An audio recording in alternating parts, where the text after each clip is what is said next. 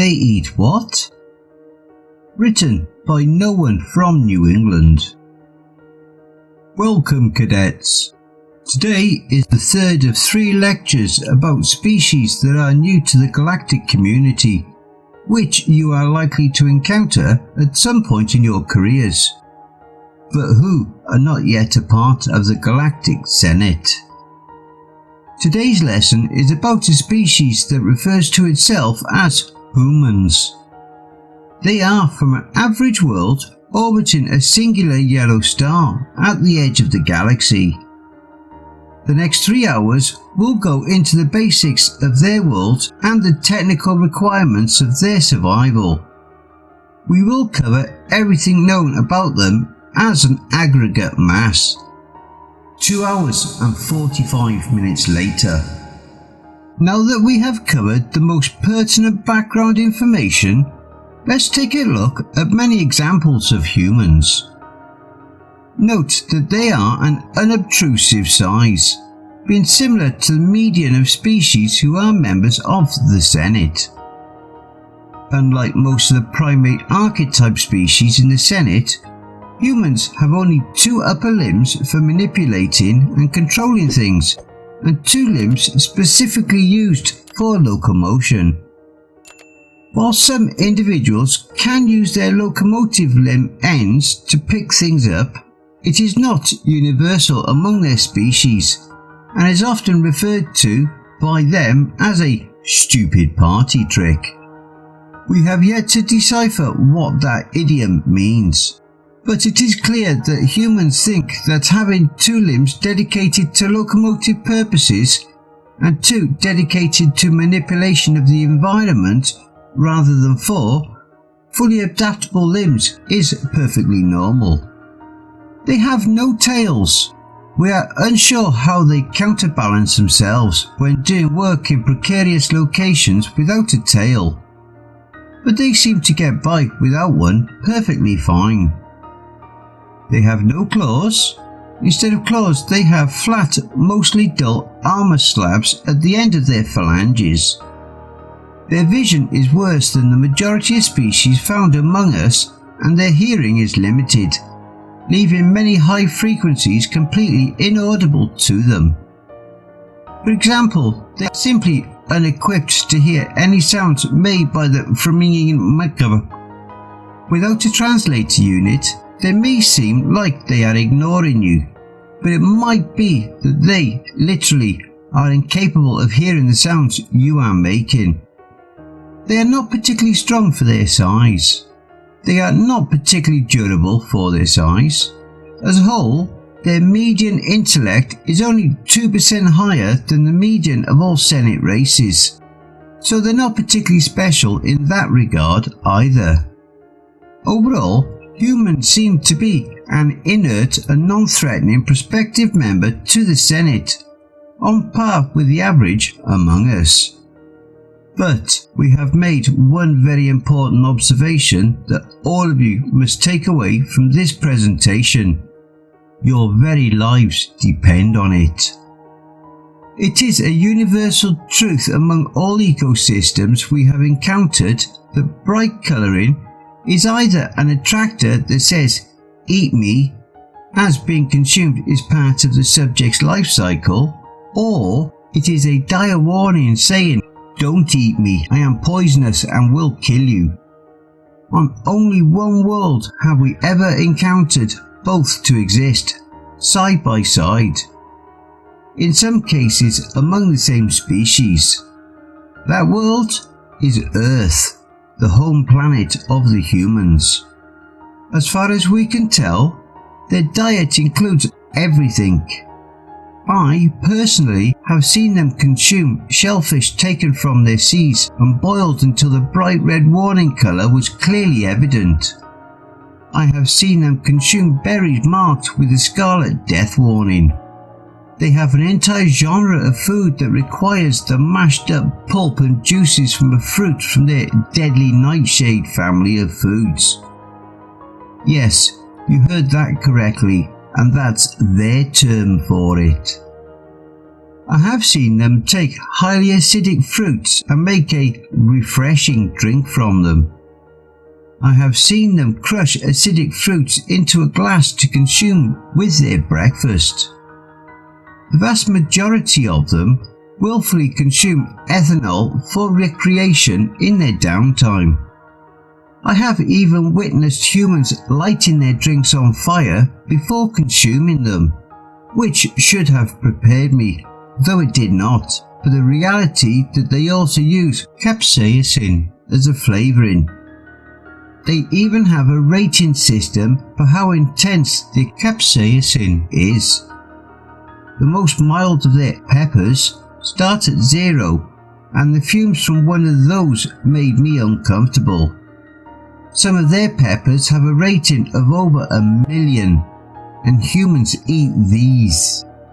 There is a type of fish on their world that can kill even a human in a few seconds, and they have highly trained chefs who prepare that very fish for the rich as a show of wealth. So cadets, I must warn you, do not eat anything from the human world. Nothing. Just don't. The odds are that they have used something incredibly poisonous as a flavouring agent.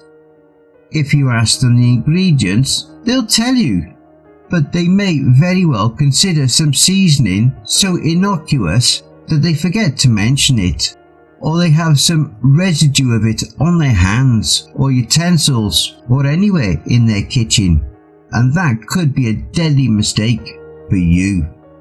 Just don't do it. Politely decline and tell them you are not adventurous enough to partake of the foods of their home world, and instead offer them something from your world instead. I know some of you won't believe me, so I encourage you to search through the archives for examples of human cuisine. Read the analysis of the contents. We even have videos of them partaking in many rituals involving food, so that you can witness them eating various things like hot wings and the cinnamon challenge. And the consumption of ethanol is so prevalent it's almost impossible to see any human media without it. You are dismissed. Gregor was unfazed. He had been in custody many times and knew how to keep his mouth shut. He knew that they had nothing on him, and it would take a confession from him to hold him for the crimes. Gregor wouldn't give them the confession. "There's nothing you can do to make me talk," were Gregor's last words to the interrogator as the interrogator left the confines of the interview chamber. "You know, he did it, but we can't prove it, so we need a confession from him." The primary interrogator has a talent for stating the obvious, claiming it is a good problem-solving technique. "Have you tried everything?" "Yes, everything." The nearby human, a new assignee to the station, chimed in. "How long has it been since that dog ate?" Both interrogators swiveled their heads to look at the human. One of them replied, "Dog?" The human answered back, "Yeah, he looks like a canid evolved species, right? Dogs." "Ah, yes, well, that he is." "So, he has an excellent sniffer, right?" "Yes. How is that relevant?" "So, when was the last time he ate?" "He was last given his allotted meal this morning. He is overdue for another by an hour. We dare not withhold the food any longer though." "Why?" "Because I'm hungry too. I'm getting ready to have my meal. I bet if you let me eat in there, I can scare him into talking." "Young human, I do not believe you are making sense. Are you claiming that just by eating in front of the hungry prisoner, you can get him to talk?" "Yep, sure am." What's the worst that can happen? The two interrogators looked at each other and then back at the human. Very well. Go ahead. Excellent. The human vanished from the interrogator's presence for about 20 minutes before returning, carrying a small bag. He entered the interview room and sat down at the table. Howdy, Greg. Mind if I call you Greg? That is not my name. I would rather... Yeah, whatever, Greg. See, I'm new here. I don't know nothing about you, and I don't care to. I don't know nothing about this station, and I don't know nothing about being a space cop. I'm a soldier, see? Every human out here in space is either a soldier, a politician, or a science geek. Believe me, I ain't got the brains to be a science geek, and no one should have any use for politicians. Gregor gave a slight nod, involuntary chuckle at the comment about politicians. But then a quiet fear tickled the back of his mind. Something about humans, he remembered. Deep in his past, a cautionary tale about them. Something about their food, perhaps? He couldn't quite grasp the memory from the deep recesses of his earlier years. As a soldier, I ain't much good at this law enforcement drivel, but this was the post they offered us as part of the exchange program. So here I am, you see. Gregor did in fact see, and he nodded his assent. Great. You're probably wondering why they sent me in here. I am. Well, it's because I wanted to come in. Gregor stared at the human. You've got their feathers all ruffled, and I thought, gee, that guy looks a lot like a soldier. Maybe I can connect with him. Unlikely. I know my situation. I know my rights. Yeah, they'd figured you'd say that. I also wanted to come in here because it's time for dinner, and you have a nice table right here. Mind if I eat? Gregor's eyes flared a tiny bit more open at this, but he quickly recovered and remained stone-faced. Go ahead. Did you bring food for me too? I have been deprived of sustenance beyond the acceptable window of time. Yeah, sure if you want some. What have you brought? Well, to start off, I have myself a couple of cold brewskis. The human put one can in the table. Condensation beaded over the entire surface.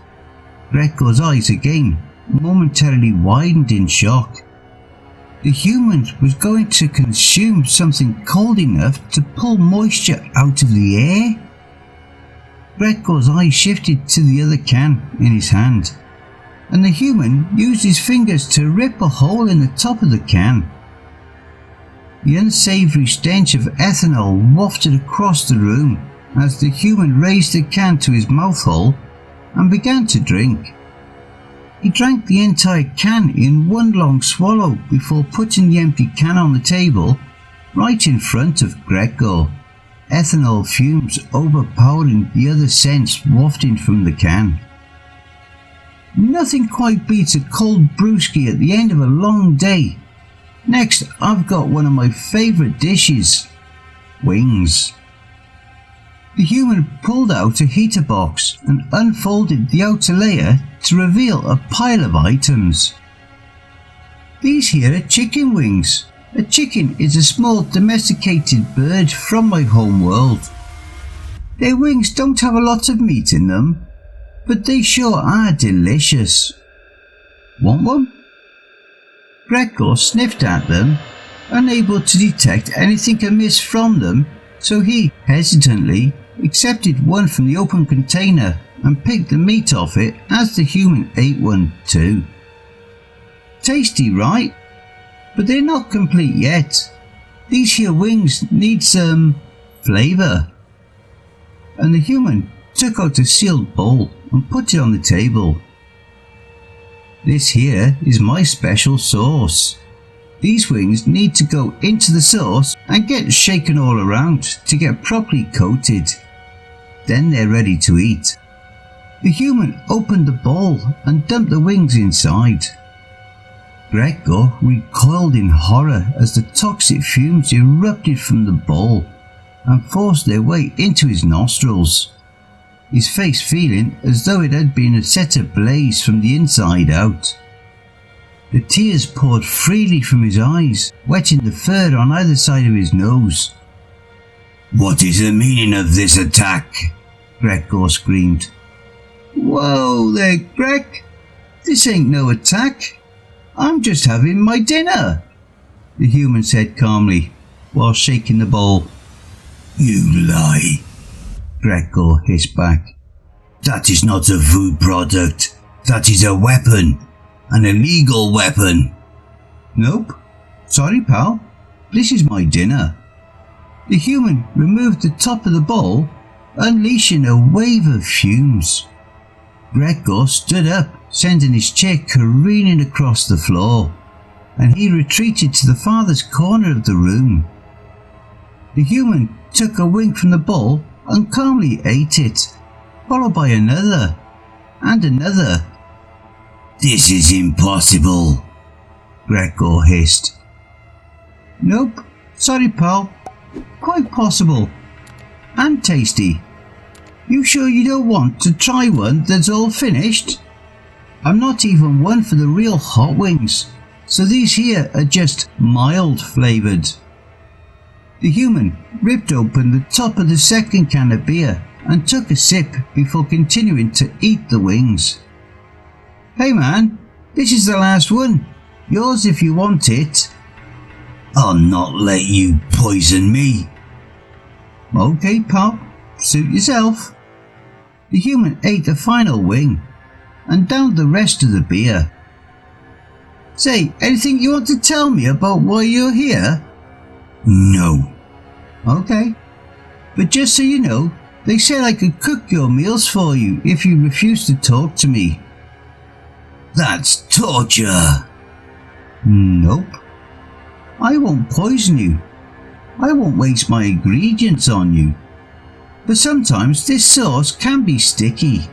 It gets into the crevices on hands and permeates the air of the kitchen. I'm sure a tough guy like you can handle that though. Anyway, I'm off to make you dinner." The human left. Gregor stood in the corner, eyes watering, and contemplated his predicament. "I'll talk," he shouted. "Interrogator, come in here. I'll talk. Just don't let the human prepare my food."